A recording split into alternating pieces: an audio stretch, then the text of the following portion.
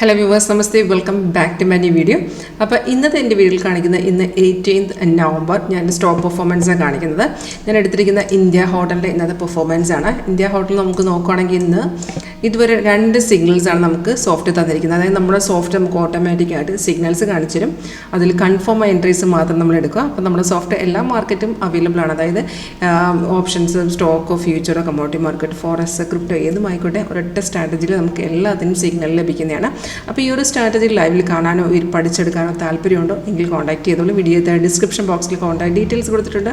Collar WhatsApp same number തന്നെയാണ്. നമ്മുടെ office കേരളത്തിൽ വരുന്നത് ആലപ്പുഴ ചേർത്തല KSRT സ്റ്റാൻഡ് അടുത്ത് തന്നെയാണ്. അപ്പോൾ ഡയറക്റ്റ് വരണമെന്നുണ്ടെങ്കിൽ ഡയറക്റ്റ് വരാവുന്നതാണ്. അപ്പോൾ ഞാൻ ഇതിനകത്ത് കാണിച്ചിരുന്ന ഇന്ത്യ ഹോട്ടലിൻ്റെ ഇൻട്രാഡേ പെർഫോമൻസ് 5 മിനിറ്റിലാണ് സെറ്റ് ചെയ്തിരിക്കുന്നത്. അപ്പോൾ നമുക്ക് സോഫ്റ്റ്വെയറിനകത്ത് ഏറ്റവും മേഖല വരുന്നതാണ് മാർക്കറ്റ് റേറ്റ്. അപ്പോൾ നമ്മൾ ഏത് ചാർട്ട് എടുത്താലും മാർക്കറ്റ് റേറ്റ് മേഖല ഡിസ്പ്ലേ വരും. ഇതിൽ സോഫ്റ്റ് തരുന്ന ഒരു ഗ്രീൻ കളർ അപ്പാരോ അത് നമുക്ക് ബൈ ചെയ്യാൻ ഇൻഡിക്കേഷൻ തരുന്നത് റെഡ് വരുന്ന സെല്ലുമാണ്.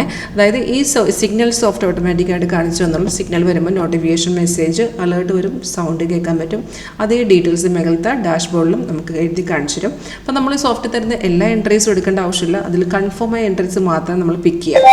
കൺഫർമേഷൻ എങ്ങനെയാണെന്ന് വെച്ചാൽ ഇപ്പോൾ ലാസ്റ്റ് നമുക്ക് വന്ന് നിൽക്കുന്ന ഒരു ബൈ എൻട്രി ആണ്.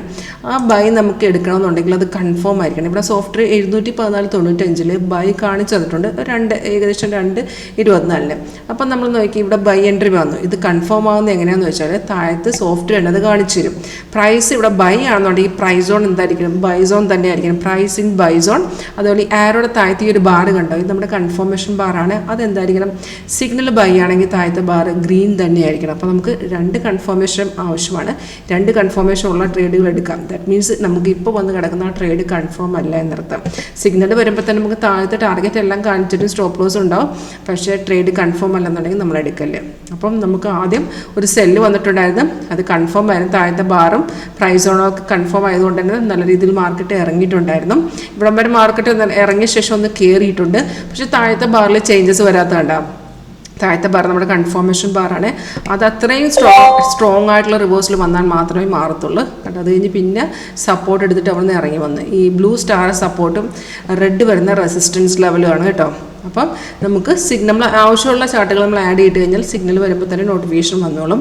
അപ്പോൾ നമുക്ക് ഈ താഴത്തെ ബാർ ഇല്ലെങ്കിലും വേണ്ടെങ്കിൽ ഇപ്പോൾ ഈ സെല്ല് വന്നിരിക്കുന്നത് എന്താ, സപ്പോർട്ടിന് എടുത്ത് വരുന്ന ട്രേഡുകൾക്ക് താഴത്തെ ബാർ ഇല്ലെങ്കിലും കുഴപ്പമില്ല കേട്ടോ. പ്രൈസ് സോൺ ഓക്കെ ആണെങ്കിൽ നിങ്ങൾക്ക് അവിടുന്ന് ട്രേഡ് എടുക്കാവുന്നതാണ്. അപ്പോൾ ഈ ഒരു നമ്മുടെ സോഫ്റ്റിൻ്റെ കൂട്ടത്തിൽ നമുക്കൊരു സ്കാനറും കൂടെ കിട്ടും. Trend indication ലഭിക്കാനാണ്.